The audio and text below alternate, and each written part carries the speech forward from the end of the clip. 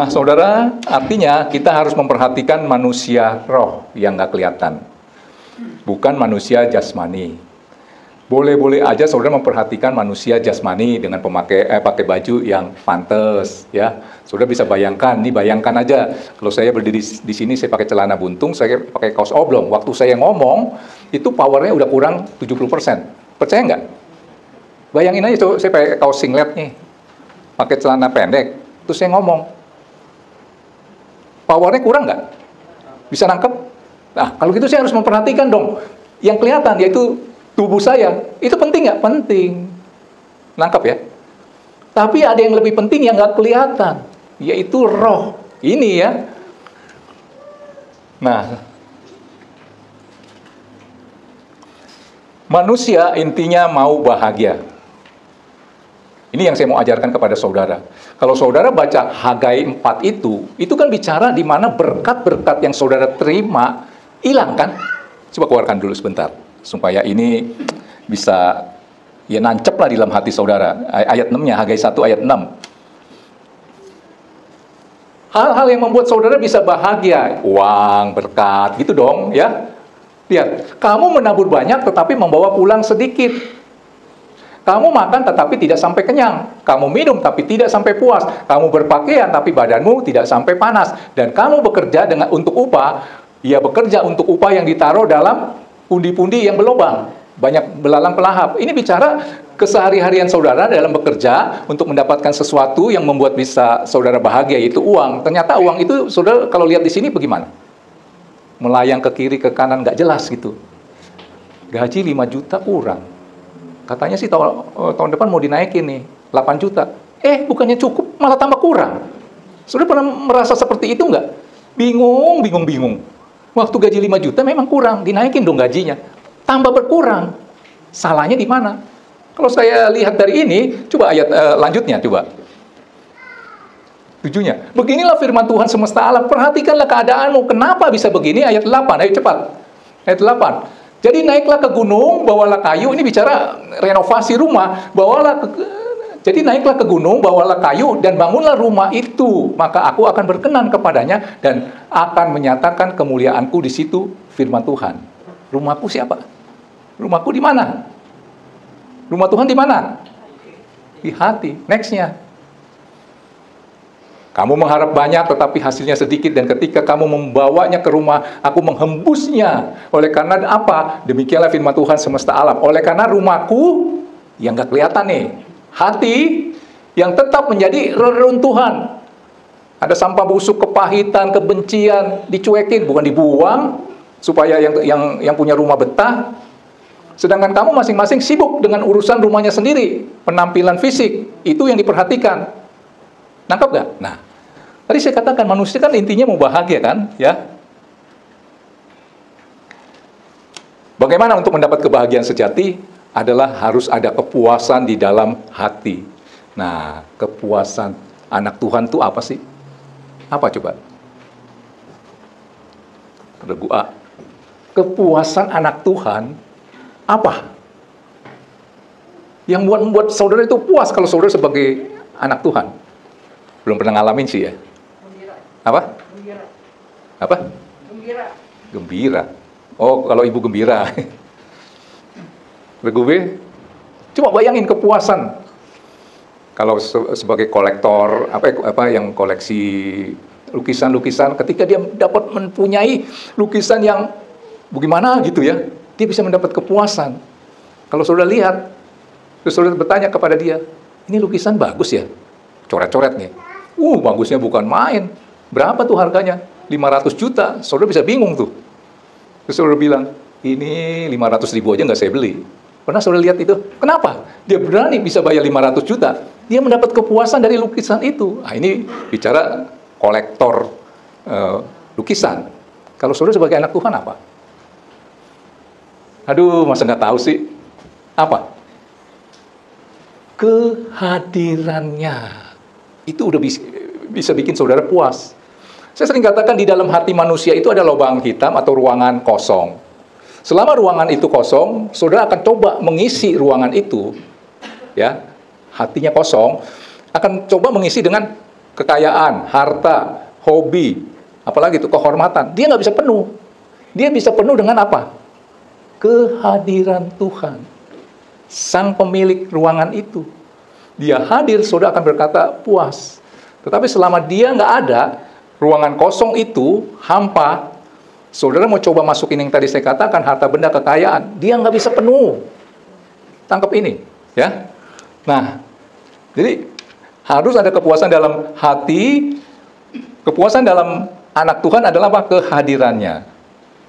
Emang saudara belum pernah ngalamin ya? Ngalami jamahan Tuhan ya? Siapa yang pernah ngalami sih? Siapa? Belum pernah ya? Oh, Pak Joni udah. Waduh, rasanya susah dijelasin.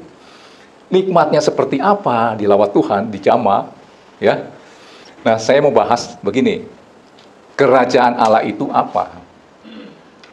Coba keluarkan Matius 6 ayat 10. Jadi kalau saudara tahu kepuasan anak Tuhan itu adalah kehadiran Tuhan, itu saudara bisa berkata cukup. Ya. Nah, kenapa di dalam doa Bapa kami ada firman Tuhan, ada doa yang begini. Datanglah kerajaanmu, jadilah kehendakmu di bumi seperti di surga. Saudara bayangkan kerajaan surga itu seperti apa? Disuruh pindahin dari surga ke bumi. Itu bicara apa? Hati. Suasana kerajaan Allah adanya di mana? Hati. Meskipun saudara tinggalnya di gubuk. Tangkap ini.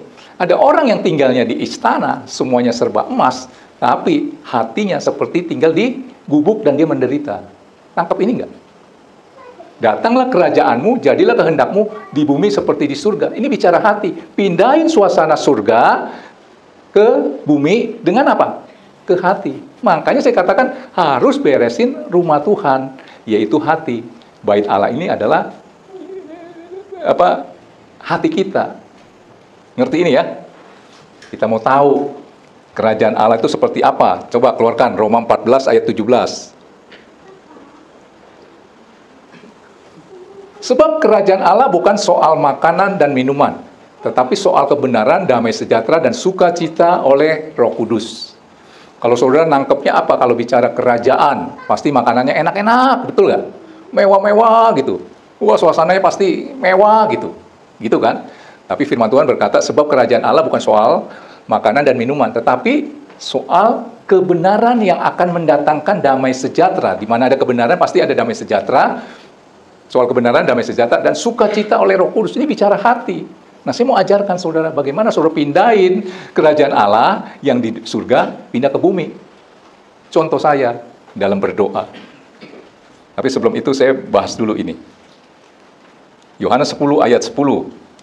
Saudara tahu kan, aku datang memberi apa? Kelimpahan. Kalau pencuri datang hanya untuk mencuri dan membunuh dan membinasakan, aku datang. Nah, Tuhan datang supaya mereka mempunyai hidup dan mempunyainya dalam segala kelimpahan. Itu bukan bicara jumlah. Dalam segala kelimpahan. Ayat ini sering dipakai, disalahgunakan oleh teologi kemakmuran. Kalau lu ikut Tuhan, lu pasti kaya. Itu sesat, saya mau katakan. Saya nggak pernah janji-janji seperti itu. Tapi ada teologi kemakmuran namanya. Taunya ikut Tuhan, lu kaya raya, bebas utang, jauh dari miskin. Kalau lu miskin, pasti lu banyak dosa. Saudara pernah dengar ajaran seperti ini? Dia pegang ayat ini. Dia bilang, aku datang, Tuhan Yesus datang, supaya kamu mempunyai hidup dan mempunyai dalam segala kelimpahan. Punya mobil minimal harus 2, namanya kelimpahan. Kalau 1, lu pas. Harus ada 2, 3. Saudara pernah dengar teologi kemakmuran? Dia pegang ayat ini. Ini bicara soal apa? Hati. Di mana hati bisa berkata puas. Punya 10 juta udah bilang puas. Orang yang punya 1 miliar masih bilang nggak puas. Saya pernah kasih satu cerita ya, satu perumpamaan. Ada orang yang gajinya 5 juta sama 10 juta. Kalau bicara bahagia, bahagia yang punya 10 juta takaran dunia. Tapi ketika hatinya dikuasai yang 5 juta ya, si A yang punya duit 5 juta, ketika hatinya dikuasai oleh Roh Tuhan, ini dua-duanya sama-sama kepingin beli sepatu, ya. Si A dikuasai oleh Tuhan, Roh Tuhan, hatinya kepingin beli sepatu, sepatunya 500.000. Si B punya duit 10 juta, pengen beli sepatu yang harganya 12.500.000. Lebih bahagia mana? Si A pengen beli sepatu 500.000, dia masih punya uang 4,5. Si B punya uang 10 juta, kepingin sekali, sangat ingin punya sepatu seperti selebritis yang harganya 12.500.000. Lebih bahagia mana? Jawab dong. Yang A. Kenapa? Ini aku datang memberi kelimpahan supaya aku datang supaya mereka mempunyai hidup dan mempunyainya dalam segala kelimpahan. Hatimu itu bisa berkata cukup. Cukup itu bukan bicara jumlah. Saudara mau dimasukin berapapun di dalam hatimu, selama hatimu itu kosong, kalau orang dunia bilang ada lubang hitam, lu mau masukin apa? Mobil Avanza dia masuk, kurang. Nggak puas, masukin lagi Kijang, masuk dia, nggak ada puasnya. Habis Kijang mau apa tuh? Si RV, terus, nggak ada puasnya. Capek dia hidup seperti itu. Sudah nangkep ini ya? Jadi kelimpahan di sini adalah masalah hati yang bisa berkata cukup, bukan soal jumlah. Nah sekarang saya mau bahas soal, kalau saya berdoa, saya selalu menghadirkan kerajaan Allah. Masih ingat dong? Doa saya seperti apa? Ibu Erna pasti tahu, tapi jangan Ibu Erna jawab, karena kayaknya beberapa minggu lalu Ibu Erna sudah menjawab, udah memberi penjelasan. Yang sebelah sini, kalau saya berdoa seperti apa? Tuhan, buat saya, wah nggak ingat. Apa? Buat saya kaya, bisnisnya lancar, pelayanan saya dipakai di mana-mana, apa seperti itu? Apa? Hati yang gembira, oleh karena Tuhan. Saudara nangkap ini? Saya kalau berdoa begitu, saudara ikut deh. Karena saya udah rasain, ada damai sejahtera. Bapa kami yang ada dalam surga. Kalau saya bilang sih, Bapakku yang baik, Bapa pemelihara yang ada dalam surga. Buat dong hati saya gembira karena Tuhan. Terus saya kan kemarin ayatnya kan, Mazmur 37 ayat 4.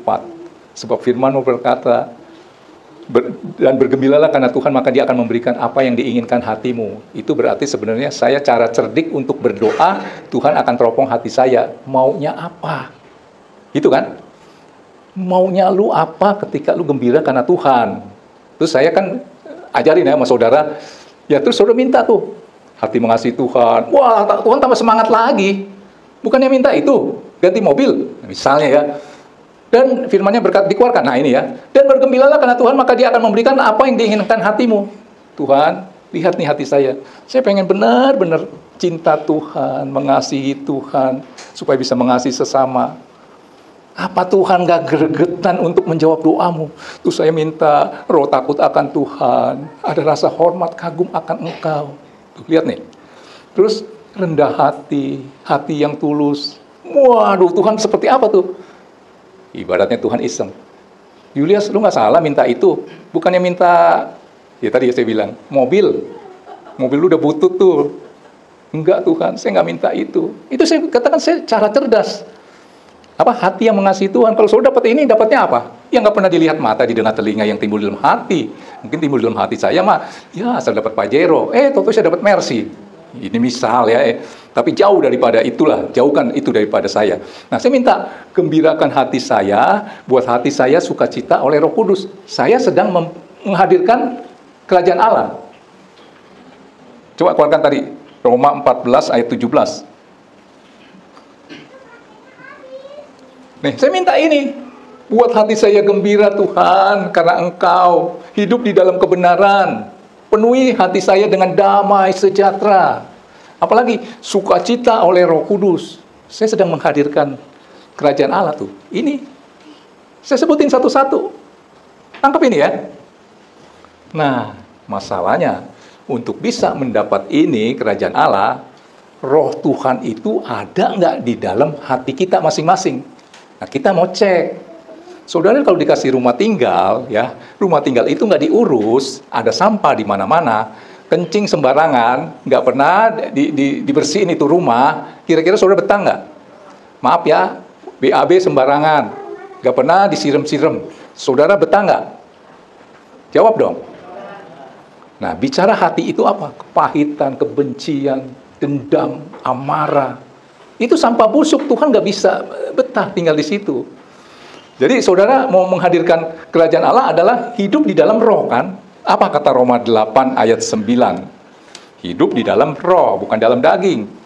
Sebab keinginan daging adalah maut. Keinginan roh adalah hidup dan damai sejahtera. Ini kan yang saudara cari. Coba lihat ini.